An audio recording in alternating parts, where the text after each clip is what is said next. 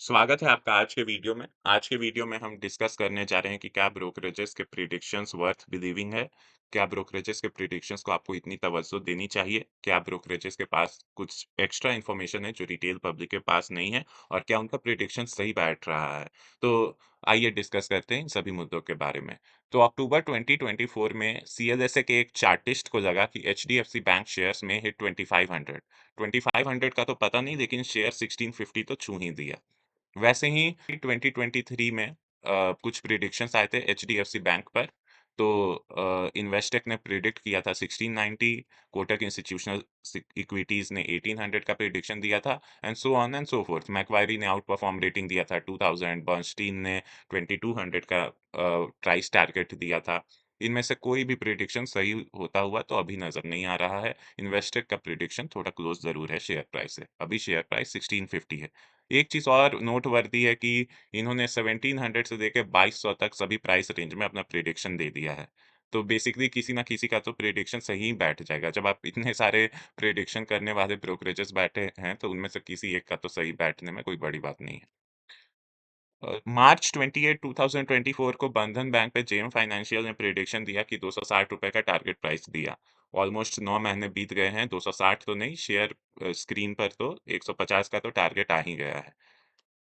वैसे ही जुलाई 2024 में ब्रोकरेजेस ने टीसीएस पे अपना रेटिंग दिया। जेफरीज ने अराउंड 4600 का टारगेट दिया, मैक्वायरी ने 4750, नुवामा ने 4800, जेपी मॉर्गन ने 4600 और सीएलएसए ने 4000। शेयर प्राइस उस समय 4000 रुपीज का चल रहा था। इनमें से बस सीएलएसए का ही प्रिडिक्शन कुछ हद तक सटीक नजर आ रहा है। बाकी सब तो स्टॉक तो अभी तक कभी उतना अपना 52 वीक हाई में भी कभी इन लेवल्स पे नहीं पहुंचा। आई थिंक टीसीएस का हाई अराउंड 4550 के करीब है।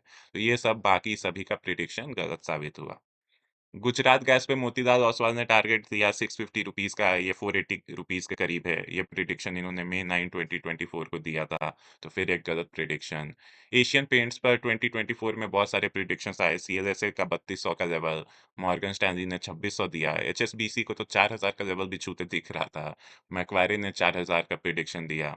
इनमें से बस सही बैठता हुआ मैं तो कहूँगा जेफरीज का, आप कुछ हद तक कह सकते हो 2500। I think stock is now 22, 30, 40 rupees. तो जेफरीज का कुछ हद तक करीब है, और कम से कम एक अपलॉड करने की ज़रूरत है कि इन्होंने अंडर परफॉर्म रेटिंग दिया। कुछ हद तक मॉर्गन स्टैनली को भी आप कंसीडर कर सकते हो। बाकी का तो, और सिटी ने सेल रेटिंग दिया 2640 पर, लेकिन स्टॉक प्राइस इससे भी नीचे आ गया है ऑल्दो। लेकिन बाकी सब जिन्होंने 3000 प्लस का रेटिंग दिया, उसका कोई मतलब नहीं बनता हुआ दिखा। तो ये लोग भी नहीं भाप पाए कि पेंट इंडस्ट्री में क्या आगे चेंजेस होने वाले हैं। सिमिलरली जियोजीत ने दिया था 3300 का prediction on Asian Paints. Mazagon dock ship builder पे ये जुलाई 4 को एक चार्टिस्ट को लगा कि 6500 का लेवल आना चाहिए। स्टॉक तो वहां पर कभी पहुंचा नहीं। एक तरफ इनका बात सुनो तो दूसरी तरफ जब मैज़गांव डॉक का प्राइस काफी बढ़ा हुआ था, तो आईसीआईसीआई सिक्योरिटीज ने 77% डाउनसाइड दिखा दिया और प्राइस टारगेट दे दिया 600, 800, 900, 1100, पता नहीं क्या क्या। 60% डाउनसाइड पे इतना, 70% पे इतना। सो मान लो कि ₹900 का यहाँ पर इन्होंने प्राइस टारगेट दे दिया है। और स्टॉक तो अभी अगर स्प्लिट हटा दें तो अराउंड 4500 के लेवल पे है। तो दूर दूर तक 600 या 900 के लेवल्स पे पहुंचता हुआ नहीं दिखा। तो बहुत केसेस में ये एक्सट्रीम ओपिनियंस रखते हैं, या तो ओवर पेसिमिज्म या ओवर ऑप्टिमिज्म, और in most of the cases इनका टारगेट्स कुछ खास रीच नहीं कर रहा है। तो ये थे विभिन्न ब्रोकरेजेस के कुछ स्टॉक्स पे रिपोर्ट। और भी बहुत सारे स्टॉक्स पे हैं जिस पर इन्होंने प्राइस टारगेट दिए होंगे।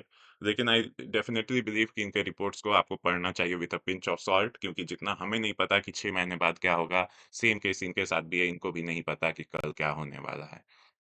ऑल्दो अगर आप ब्रोकरेज रिपोर्ट्स पढ़ रहे हैं तो उसमें खोजिए कि पॉजिटिव चीज़ क्या है और नेगेटिव चीज़ सिमिलरली कोई ब्रोकरेजेस क्या कह रहा है और किन मेरिट्स पे कह रहा है, rather than looking at the price target. इसका कोई खास मतलब नहीं बनता है। एक और चीज़ है कि अगर 10 ब्रोकरेजेस 10 प्राइस टारगेट देंगे, कोई नीचे देगा, कोई मीडियम देगा, होल्ड रेटिंग देगा, कोई आउट परफॉर्म रेटिंग देगा, तो ऑब्वियस सा बात है कि किसी ना किसी एक का तो सही बैठेगा ही। तो हाल ही में जब कुछ साल पहले वोडाफोन आइडिया का एफपीओ आया था, तो उससे पहले गोल्डमैन सैक्स ने वोडाफोन आइडिया पे सेल रेटिंग दी थी। लेकिन जब एंकर इन्वेस्टर लिस्ट आया एफपीओ का, तो उसमें गोल्डमैन सैक्स भी एज एन एंकर इन्वेस्टर था। तो इनका क्या हिडन एजेंडा है, क्या कॉन्फ्लिक्ट ऑफ इंटरेस्ट है, it is very difficult as a small investor to judge it, but you should be careful.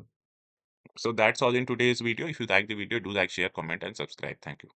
तो पर्सनली मैं ब्रोकरेजेस के रिपोर्ट्स को बहुत तवज्जो नहीं देता हूँ, ऑल्दो मैं उन्हें पढ़ता ज़रूर हूँ कि किन मेरिट्स पे ये कोई भी रेटिंग दे रहे हैं। So that is the important thing. As a rational investor आप सभी व्यूज़ को सुनें, negative, positive, and then make a decision. आपको क्रिटिकल तो रहना ही चाहिए।